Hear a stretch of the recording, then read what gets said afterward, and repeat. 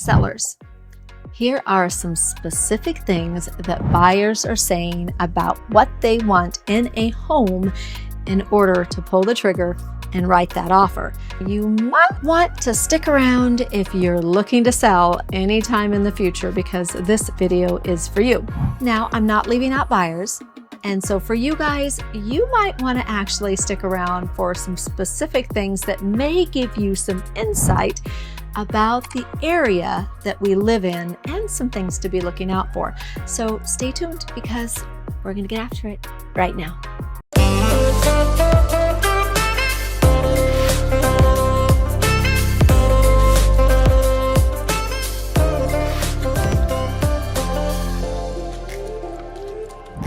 I work with a lot of relocation and local buyers here in Southwest Washington, and there are a few common threads that buyers are stating are a turnoff when they are looking at homes.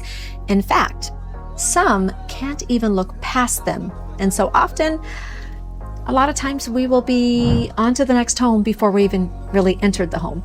And in this slower market, you as a seller will not want that to happen.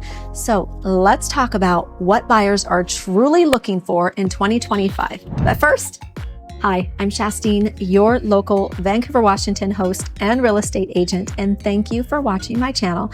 But I do hope to actually meet you in person one day, not just behind the screen. So feel free to call me, text me, or email me if you're looking to make the smooth move here into Southwest Washington, because I would love to help you like I've helped a lot of other relocation clients. Now, here are some specific things that buyers are saying they want, and what's also a turnoff to a lot of them. So sellers, pay attention, because here are some things you aren't being told by buyers that may actually help you. The number one thing that buyers want most is a light, bright, and airy house. And I cannot stress this enough. Now, that might seem a little subjective, I know, but lately, so many of my clients, when we go into a home and they're looking around for about a minute or so, they will actually turn to me and say, it is just too dark in here, and they will actually want to leave. So I am telling you, sellers, buyers want a light and bright feel to the home with lots of natural light. And here are just a few things that you as a seller can do to actually bring in that natural light, and some of it you can actually just do within the home itself. First thing you can do is make sure that your blinds and window treatments are open, curtains are pulled back, and lights are turned on.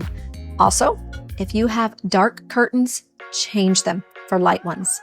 And you will be very surprised how lighter colors actually reflect the light, and that is drastically needed in those smaller rooms, especially with low ceilings. Because I cannot stress enough that when you have darker room brought on by just not proper lighting, having, darker blinds, darker curtains, that actually encloses in a room and makes it feel smaller, and it makes it feel very dingy and dark, in which buyers do not like, especially here in the Northwest with our gray skies. Another tip to help make it a little bit more light, bright, and airy is to simply repaint the walls. It's a very economical way to actually lighten up your home. And I'm actually seeing so many homes these days with that dated taupe brown and yellowish walls that were all the rage about 10 years ago. But these colors make the home feel very dreary, kind of like a dungeon feel. Not to mention, it makes the room, like I said, a little bit smaller feeling to the clients, and they really do not like that enclosed in feeling.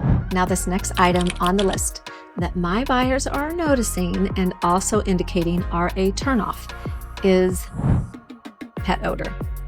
And I cannot tell you how many times that a buyer will walk in and absolutely turn around after maybe even barely a minute from entering that home because of the pet odor. This can be anything from litter boxes not being emptied out daily to dog smell from unwashed dog beds, which is a big one, or just pet odors that have gotten on the furniture. And it's really important that you understand that putting air fresheners and, oils and scents in the air does not cover it up. What we suggest is washing the animal's bedding, clean the furniture, and clean out that litter box daily, adding new kitty litter each and every day. And if you have fabric or leather couches, wash them and try to get as much of that odor out prior to the home being put on the market. And of course, keeping those dogs off of those areas while it's on the market. This one issue can kill more home sales than just about anything, and often before the deal even gets started. And it's when buyers feel like they're paying fair market value for a home that actually comes with known future repairs. Oftentimes, you as a seller will have no idea that this is the reason you aren't getting an offer on your home. But here's the thing. Buyers want the shiniest apple for the best price, and no one wants to feel like they're overpaying. And if they're paying top dollar for your home, they don't want a major repair waiting for them just a few years down the road. For example, your home might be beautifully staged, freshly painted, and picture perfect online. But if the roof is at the end of its life, buyers see a giant dollar sign hanging over the house.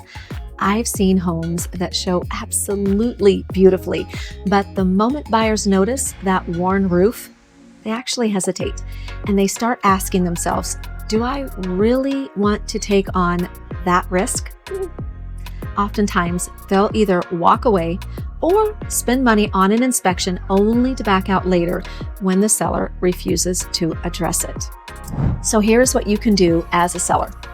You can actually get a roofing company to come out and provide an extension of life for your roof, certifying that it can last another 10 or more years at a fraction of the cost. And it's just one way to actually bulletproof a transaction, bring peace to that buyer, and more importantly, get an offer on your home.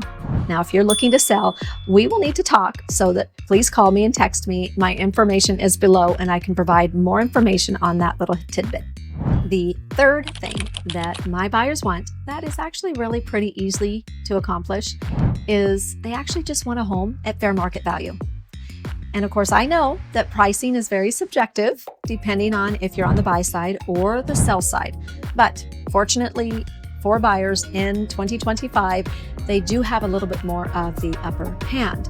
And believe it or not, sellers, they're still out there looking and they do want to buy, but they don't want to overpay for it. Actually, whoever wants to overpay for a home.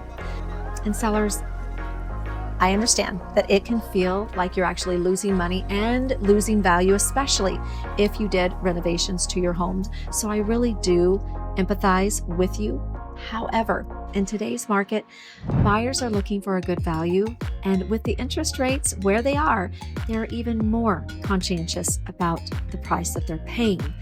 So, sellers, if you want to sell and not chase the market, it is very important to list your home at fair market value. And this is where I must add, make sure that the agent providing the list price isn't just trying to get your listing by telling you a price that can't be supported by past sales. You do not want to be chasing the market by doing price drops.